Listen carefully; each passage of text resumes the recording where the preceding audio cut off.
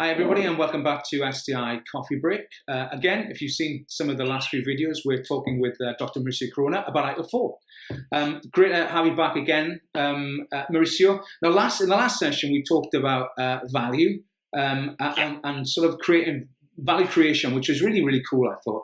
I love all that stuff. Maybe let's talk about some other key stuff, which is value streams and service value chains. And what do they mean in ITIL4? Well, they could mean to service as well. Yeah. Yes, absolutely. Yeah, it's really interesting. As we previously mentioned, the service value chain is at the core of the service value system.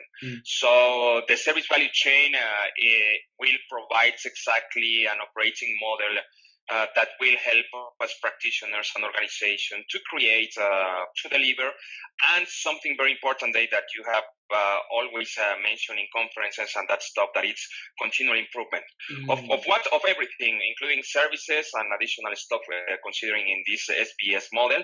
So the main intention of the service value chain, or the SVC, is that it's a flexible model that will define several key activities that can be combined in many ways.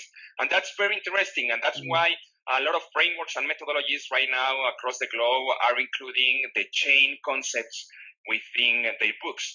And that's because as once that we said, or once that we recognize that we can build a chain, then this chain can be adapted, can be combined, can be structured in multiple stuff, mainly on multiple value streams.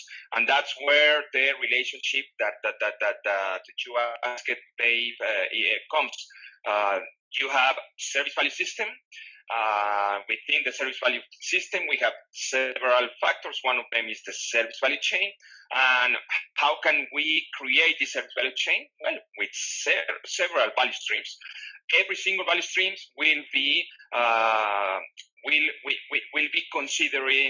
considered within your organization. Do you know what's really interesting, Mauricio? Right? If you look at chains, and it's a really good way of thinking about it. You know, if you look at the end to end, actually you've got multiple chains, haven't you? You've got opportunities to create chains and join chains together, and that pretty much, isn't that DNA? Isn't that actually? It's DNA, isn't it? So it's a pretty cool way of looking at services containing DNA. Value chains that create service, which is really cool, actually. I've not really thought of it in that way before. And I think it's how organizations then perceive that in the desk, in the service desk, in the IT environment. And what am I right in thinking, moving away from the more rigid, linear SLAs to meet? Got to do this, got to do that, got to follow the process, to more of an organic approach to creating value and service? Very interesting topic, organic approach. Yeah. That's right, David.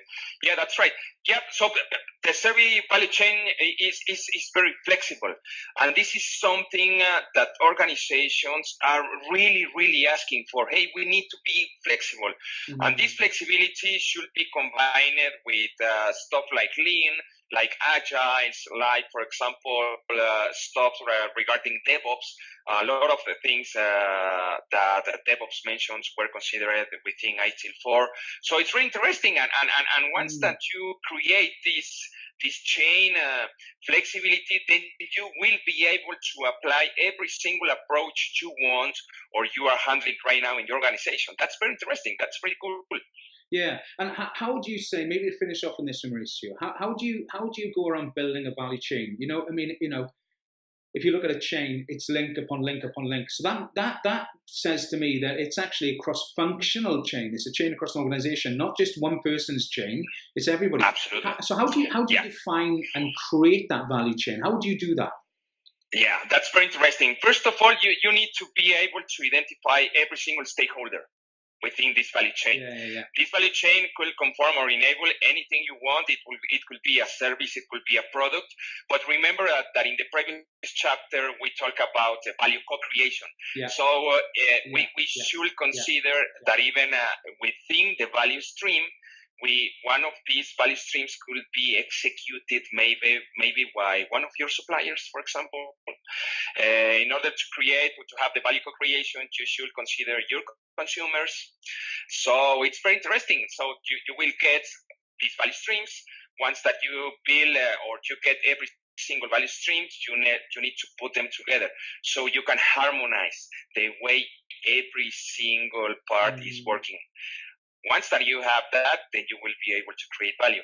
And now, well, of course, we need to consider that it doesn't mean that we need to create a very long chain. That's not what it is. You can start progressing iteratively. That maybe we can discuss that when we talk about the ITIL guiding principles. Yeah, I think I will come on to that. And I think maybe the final point, I've asked for a long time, right? In sort of 2018, 17, 16, 15, 14. What does value mean? And you know, when we always go back to that warranty utility thing, which is when you think about that then and what you're describing now, it's sort of light years apart.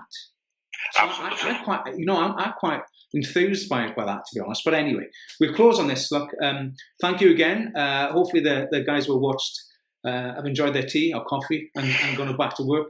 And we'll catch up on the next one. Thank you, Mauricio. My pleasure. Thank you, Dave.